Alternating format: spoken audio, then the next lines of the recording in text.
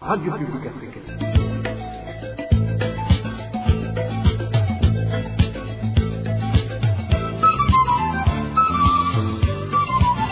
Radio Publique Africaine.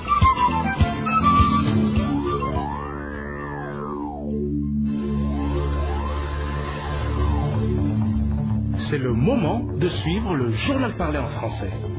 À la présentation, Éloge Divin, les méchants. Merci d'écouter la radio publique africaine. Bonsoir et bienvenue dans le journal de ce 25 août 2026. Tout de suite, les grands titres.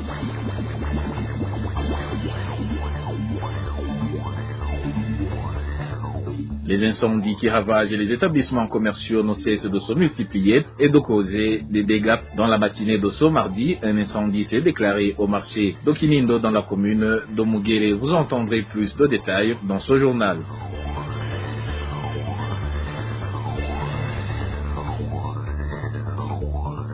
Et puis le secrétaire général du parti CNDD-FDD a récemment déclaré que dans ce parti, au pouvoir, des membres limogés pour manquement ou détournement de fonds ne sont pas emprisonnés car cela serait contraire aux principes du parti.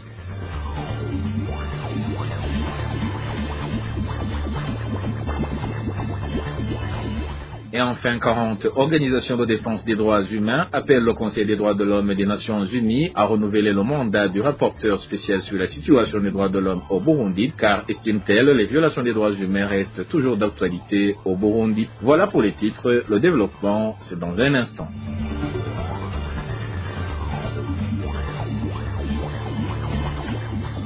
Oh, bonsoir. Démarrons ce journal par au communiqué de la direction de la radio publique africaine.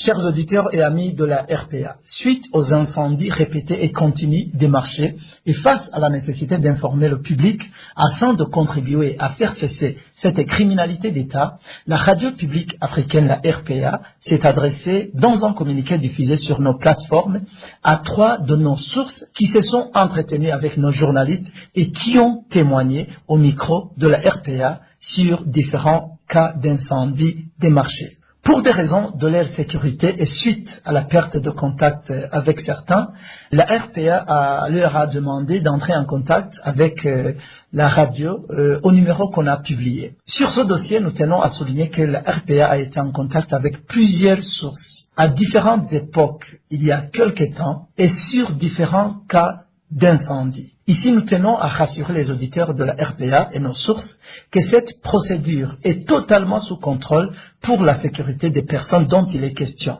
La démarche vise en particulier la protection de nos sources et en général la diffusion des informations pouvant faire arrêter cette criminalité qui implique certaines autorités du régime CNDD-FDD depuis plusieurs années.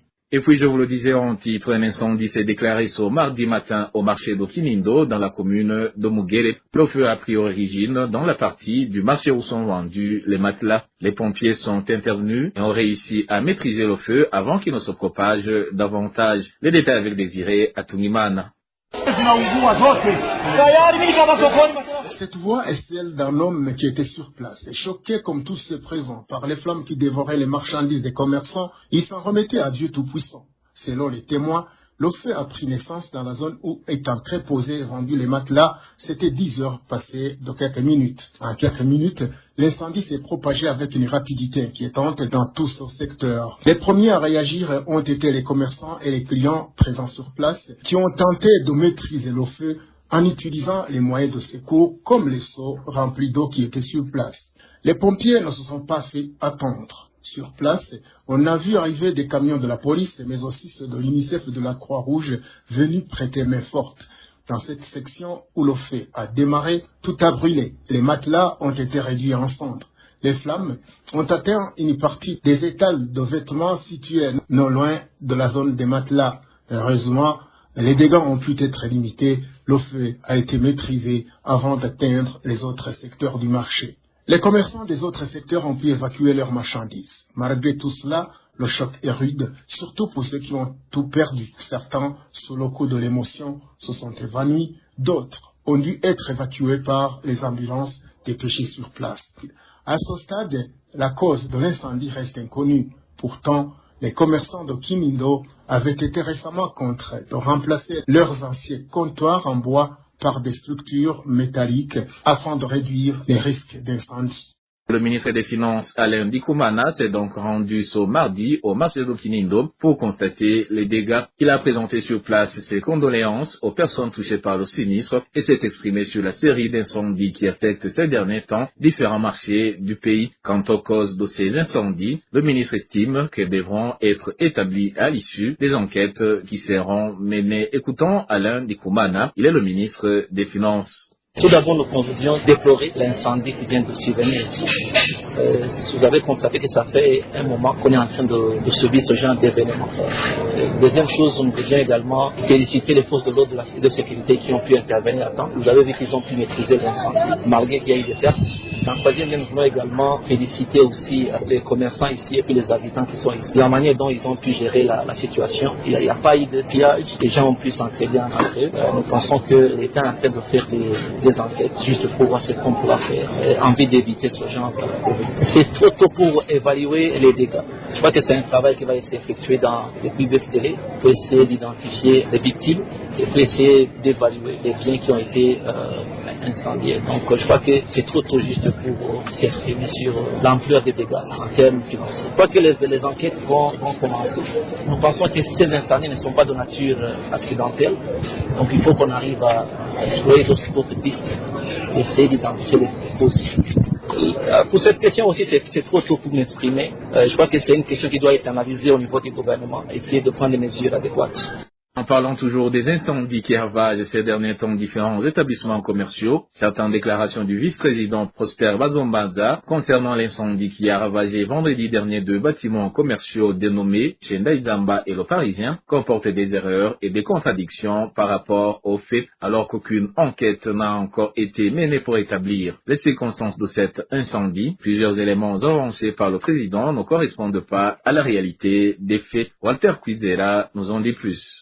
L'exemple des contradictions relevées dans les déclarations du vice-président réside dans son affirmation hâtive, sans enquête approfondie, que les 2 bâtiments commerciaux avaient été ravagés par un fer à repasser laissé à l'intérieur. De plus, Prosper Bazombanza a menti au Burundais en prétendant que les bâtiments avaient brûlé avant même que les occupants ne puissent y entrer. Or, selon les témoins présents sur le lieu, lorsque l'incendie s'est déclaré, certains commerçants étaient déjà entrés dans leurs boutiques et certains ont même réussi à sauver une partie de leurs marchandises avant que les flammes ne les atteignent, tandis que d'autres avaient déjà pris la fuite face à l'intensité de l'incendie. De surcroît, selon nos informations, 8 agents de sécurité qui gardaient déjà les magasins incendiés ainsi que plusieurs autres qui surveillaient les environs ont été rapidement arrêtés et emprisonnés par des services de renseignement. Ces derniers n'avaient d'autre choix que de les réduire au silence afin qu'ils n'osent pas témoigner de ce qu'ils avaient vu avant que l'incendie ne fasse des ravages. Toujours selon nos informations, ces agents de sécurité sont actuellement torturés à mort dans le but de les contraindre à se taire et à parler conformément aux ordres de service de renseignement. Cependant,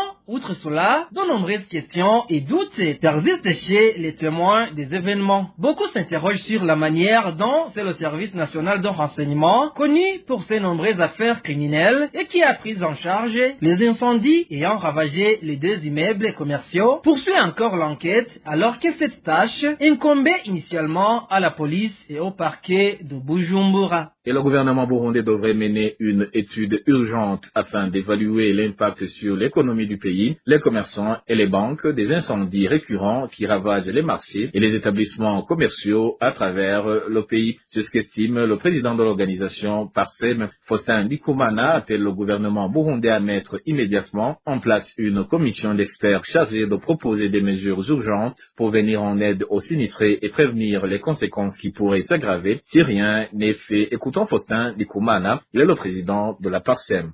Depuis une certaine période, ils se multiplient des incidents liés aux incendies qui ravagent les infrastructures des marchés. Très récemment, nous avons vu les galeries Taïzamba et le Parisien prendre feu et être décimées complètement. Et dans ce cas, alors, le gouvernement devait prendre ses responsabilités. D'abord, il faut toujours faire une étude urgente pour évaluer l'impact de ces incendies sur l'économie nationale. Et encore une fois, des données chiffrées, l'impact est chiffré en milliards, ce que le Burundi a perdu et ce que les entrepreneurs, les commerçants ont perdu. Et le taux aux banques commerciales qui auraient financé des activités commerciales, aux assurances, au trésor public à travers la perception des taxes. Il faut une étude pour évaluer l'impact. C'est complètement anormal qu'on constate des incendies qui se multiplient et au lendemain, l'État ne puisse pas évaluer en chiffres ce que le pays a perdu. Nous devons mettre une commission technique multisectorielle pour proposer des mesures urgentes de court terme et de moyen terme pour soutenir les sinistrés, sans qu'il y ait de dommages collatéraux pour d'autres acteurs et d'autres intervenants. Il faudrait voir comment cette commission pourrait voir dans quelle mesure les banques ne pourraient pas continuer à appliquer des intérêts bancaires au crédit contracté par ces sinistrés. Le gel de la vente des maisons mises en garantie, des actifs mis en garantie par exemple, évaluer l'action des assurances. S'il y a des commerçants qui pourraient avoir contracté une assurance pour leurs marchandises, ou bien si les banques auraient pu assurer les crédits accordés à leurs clients, tout cela pourrait être évalué. Si le taux aux banques est perceptible, le gouvernement pourrait voir dans quelques marges de manœuvre, les banques pourraient se faire refinancer auprès de la banque centrale pour renflouer leurs liquidités afin de leur permettre de commencer à financer encore une fois les activités de leurs clients pour que cet espace soit encore opérationnel et fonctionnel. C'est le cœur de la capitale, c'est le cœur de l'économie nationale. Et le gouvernement pourrait appuyer par exemple la réflexion de ces endroits afin que ces activités puissent redémarrer. Poursuivons ce journal par cette brève sécuritaire. 2 personnes ont été tuées par balle par la police au niveau de la colline Gaterama, dans la zone commune de Bugendana. Nous sommes en province de Gitega. Les faits ont eu lieu durant une manifestation populaire survenue tôt ce mardi matin. Parmi les victimes figure un élève de seconde. Selon les premières informations qui nous sont parvenues, cette manifestation a été provoquée par la tentative des policiers qui voulaient arrêter un habitant de la colline. Et toujours en commune de Bugendana, plus précisément dans la zone de Gitongo, un homme connu sous le nom d'Isaac Aonimana est décédé dimanche dernier. Il a rendu l'âme après avoir été frappé à coups de bâton par le chef de poste de Gitongo dans un bistrot dénommé Iteka. Le responsable de la police communale a ordonné lundi que le défunt soit enterré, affirmant qu'il n'était pas décédé des coups reçus, mais d'une maladie. Cette version a provoqué la colère des proches et des habitants présents qui se sont insurgés. Les policiers ont alors rapidement quitté les lieux, indiquant que le chef de poste va être arrêté afin de permettre l'ouverture d'une enquête. Et page politique à présent, promouvoir certains membres du parti limogés pour manquement ou détournement de fonds est l'une des récompenses que le parti au pouvoir, le CNDD-FDD, estime devoir accorder à ses membres marginaux afin de les encourager à se ranger. Cela a été déclaré par le secrétaire général de ce parti, Révérien Dikuliyo, qui est même allé jusqu'à affirmer qu'emprisonner un Mugumyabanga coupable de ce genre de crime est tout simplement un sacrilège. Josiane Mouzaneza revient sur ces déclarations. Dans son allocution, Révérien Dikuliyo a reconnu que toutes les autorités issues du parti CNDD-FDD limogées pour malversation et détournement des biens publics l'ont mérité. Il a même illustré cela par un des cas qui semble l'avoir trop marqué, à savoir le dossier du détournement du sucre de la Susumo. Parmi les autorités limogées dans cette affaire figure Renova Sindayihebura, ancien administrateur de la commune Mukaza. Ce dernier a été destitué le 28 août 2023 pour avoir détourné 15 tonnes de sucre destinées à ses administrés. Non seulement il n'a jamais comparu, mais même les 15 tonnes n'ont jusqu'à présent pas été restituées et au lieu d'être poursuivi et incarcéré pour ce crime, il a été remis à la direction de son parti, le CNDD-FDD, lequel parti lui a infligé la plus sévère des sanctions prévues par ce parti-État. Ici, Révérien Dikuliyo relate en long et en large la sentence infligée à cette autorité. Il y en a qui disent qu'on a surtout promu se limoger pour avoir détourné le sucre. Et alors, si on leur confisque le véhicule de fonction qu'ils utilisaient pour transporter ce sucre volé, y a-t-il pire sanction que ça?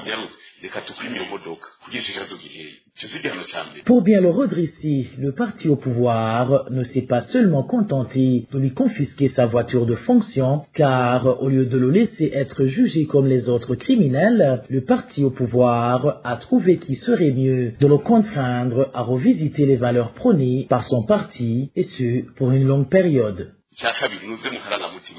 Deuxièmement, on est contraint à suivre des enseignements en rapport avec les valeurs prônées par notre parti. Le responsable de cette cellule s'appelle Emery. Et après, je donne un rapport dans lequel je signale que la personne mise à ma disposition a fini son recyclage de 3 ans et est prête à être envoyée dans n'importe quelle mission. Y a-t-il vraiment un mal à ça? Toute faute ne doit pas être sanctionnée, car en tant qu'être humain, nous ne sommes pas parfaits. Le chiffre 3, équivalent aux années que le CNDD-FDD juge suffisantes pour s'amender, serait-il un heureux hasard? Loin de là. C'est exactement l'intervalle entre le limogeage de Renova Sindayihebura au poste d'administrateur de Mukaza et sa nomination par le président Ndayishimiye lui-même au poste du premier conseiller à l'ambassade du Burundi en Chine, ce que le secrétaire général du parti CNDD-FDD considère comme une récompense pour avoir bien apprise ses leçons. Au sein de notre parti, nous avons instauré nos propres lois. C'est comme un parent qui s'occupe de l'éducation de ses enfants afin de les redresser. Lorsqu'un enfant délinquant se ressaisit et rentre dans les rangs, on ne peut que le féliciter en le récompensant pour avoir suivi les conseils lui prodigués. Cette bienveillance parentale semble pourtant écarter une partie des enfants, car, selon Révérien Dikoulio, il y en a qui n'auront jamais de paix, car le gouvernement CNDD-FDD les pourchassera jusqu'à déterrer leur tombe. Nous y reviendrons dans nos éditions ultérieures. Et en page droits de l'homme, 40 organisations de défense des droits humains appellent le Conseil des droits de l'homme des Nations Unies à renouveler le mandat du rapporteur spécial sur la situation des droits de l'homme au Burundi. Dans une lettre rendue publique ce 24 août 2026, ces organisations expriment leur vive inquiétude face à la persistance et à la gravité des violations des droits humains au Burundi. David-Claude Bananayo nous fait le point. Dans une lettre adressée aux représentants permanents des États membres et observateurs du Conseil des droits de l'homme, ces organisations demandent une nouvelle prolongation du mandat du rapporteur spécial sur la situation des droits de l'homme au Burundi. Elles estiment que la situation reste préoccupante, évoquant notamment des disparitions forcées, des arrestations et détentions arbitraires, des actes de torture, des exécutions extrajudiciaires, ainsi que des mauvais traitements dans les prisons. Les disparitions des personnes que les organisations attribuent notamment à des acteurs étatiques et para-étatiques, et les évoquent des enlèvements présumés impliquant des membres des forces de sécurité, du service national de renseignement ainsi que des Imbonerakure. La liberté d'expression et l'espace civique sont également au cœur des préoccupations. Les organisations affirment que les journalistes, défenseurs des droits humains, militants et anticorruption et autres voix critiques font face à des intimidations et des restrictions. À moins d'une année de l'élection présidentielle de 2027, les signataires s'inquiètent par ailleurs de la situation politique. Ils estiment que la domination du CNDD-FDD sur les institutions s'est renforcée après les élections de 2025 et que l'espace laissé à l'opposition et à la contestation pacifique s'est considérablement réduit. Sur le plan socio-économique, les organisations évoquent une situation marquée par la pauvreté, les pénuries de carburant, de devises, d'engrais et de produits de première nécessité, ainsi que par la hausse du coût de la vie. Et les alertent également sur les difficultés rencontrées dans le secteur de la santé et de l'éducation, notamment avec le départ de nombreux médecins et enseignants. La situation des réfugiés burundais rapatriés depuis la Tanzanie constitue également une préoccupation. Les organisations dénoncent des rapatriements qu'elles considèrent comme forcés et affirment que certains rapatriés sont confrontés à des problèmes de sécurité et à la confiscation de leurs biens. Face à cette situation, les 40 différentes organisations demandent au Conseil des droits de l'homme de prolonger le mandat du rapporteur spécial, de maintenir un suivi régulier de la situation et de lui permettre d'accéder au Burundi afin d'enquêter et de documenter les violations. Et demande également au gouvernement burundais de coopérer pleinement avec les mécanismes des Nations Unies et souhaite la réouverture du bureau du Haut-Commissariat des Nations Unies aux droits de l'homme au Burundi. Pour ces organisations, tant que de progrès mesurables et durables ne seront pas enregistrés en matière de droits humains, de justice, de gouvernance et de lutte contre l'impunité, la communauté internationale doit maintenir une surveillance étroite de la situation au Burundi. Et dernière nouvelle de ce journal, depuis un certain temps, les villes de Rumonge et de Makamba, nous sommes en province de Burunga, connaissent une pénurie d'eau potable. Dans certains quartiers, les robinets sont à sec. Si aucune mesure n'est prise, cette situation pourrait entraîner l'apparition de maladies liées au manque d'hygiène. Le point avec Emmanuel Ndaishimiye. Dans la ville de Rumonge, notamment dans les quartiers de Mukomere et Nyabihanga, les robinets sont à sec. Certains employés des maisons ont cessé de travailler en raison de cette pénurie d'eau potable. Dans d'autres quartiers où l'eau est disponible, elle coule très difficilement. Les vendeurs d'eau qui la transportent à vélo, communément appelés taxi-vélo, la vendent à des prix exorbitants. Même ceux qui sont censés avoir accès à l'eau ne l'obtiennent que de temps en temps, notamment dans une partie de Teva, en bas vers le lac Tanganyika, à Kanyehoko, également au bord du lac Tanganyika, ainsi qu'à Virimba, où l'eau n'arrive que pendant la nuit. Actuellement, aucun employé de maison n'accepte de venir travailler ici, car il n'y a pas moyen pour s'approvisionner en eau. Cela oblige d'aller chercher de l'eau au lac Tanganyika. À cette heure-ci, les conducteurs de taxi-vélo en profitent. Ils font monter le prix d'un bidon entre 1500 et 2000 francs, ce qui représente une dépense considérable. Dans la ville de Makamba, la situation est également préoccupante. Cela fait un mois que les habitants n'ont pas accès à l'eau potable. Les 4 bornes fontaines approvisionnaient les différents quartiers de la ville de Makamba. Mais la quantité d'eau disponible étant insuffisante, la distribution serait mal organisée, au point qu'une grande partie de l'eau serait dirigée vers l'hôtel de football appartenant à Révérien Dikurio, président du CNDD-FDD, terrain situé à Gisenyi. Une personne peut ainsi partir à 7 heures du matin pour aller chercher de l'eau et ne rentrer qu'à midi. Nous demandons donc aux entreprises qui en ont les moyens de nous approvisionner en eau et de chercher des sources dans les rivières qui entourent la ville de Makamba, notamment de réhabiliter les bornes fontaines, afin que nous puissions continuer à avoir accès à l'eau potable. Le fait qu'une grande partie d'eau soit acheminée vers le terrain de football du chef d'un parti à Gisenyi serait l'une des raisons de la pénurie d'eau dans la ville de Makamba. Les habitants des villes de Rumonge et de Makamba demandent aux autorités compétentes de trouver rapidement une solution à cette situation. Ils craignent que la persistance de cette pénurie d'eau ne favorise l'apparition des maladies liées au manque d'hygiène. Nous n'avons pas encore pu joindre les responsables de la régie des eaux dans la province de Burunga pour recueillir leurs réactions. Et voilà, chers auditeurs de la radio publique africaine, c'est par ici que le journal de ce 25 août 2026 se termine. Merci pour votre écoute et je remercie également mes collègues de la rédaction et ceux de la technique pour leur parfaite collaboration. À la présentation de ce journal, vous étiez avec Eloge Divin et Mécha. Je vous souhaite une excellente soirée.